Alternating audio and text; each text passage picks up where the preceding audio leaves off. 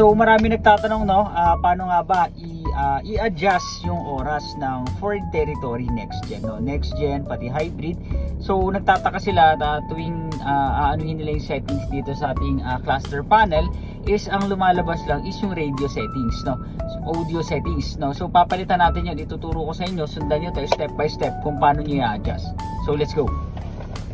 So yan, nandito tayo sa ating cluster panel, no? I-click nyo to, tong button na to, then lalabas dyan kung makikita nyo their settings controls active or audio controls active. Yan. So ang pipiliin nyo kapag babaguhin nyo yung oras, si-switch nyo siya ng settings control active.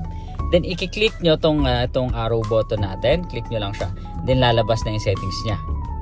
Kasi kapag nandito ka sa under audio controls active, ang mangyayari lang yan kapag pinindot mo yung ating arrow, ang mangyayari lang yan, maninext yung radio. Yan. Yan. So radio naman siya. So dito tayo sa settings controls active. Yan. The next. Yan. Tapos punta kayo ng under settings. Yan. Nandito na yung time settings natin sa team. Yan. Yan. Sige, dito tayo sa time settings. Time settings. Then sa clock and date, nandito na rin siya. Dito tayo sa clock. So dito, yan. Oras na ay 4:09, no? Dito 4:06. So advance sa akin yung advance yung oras ko. So 4:06, yan, click mo lang siya. Yan, so dito na siya. Sa hour, then yung sa minutes, no? Pagtapos, click OK mo lang.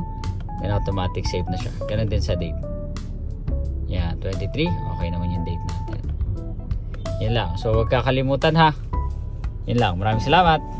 So, yun lang mga 4D, no? Sana may natutunan kayo sa maikling video natin. Hindi na natin papahabain pa.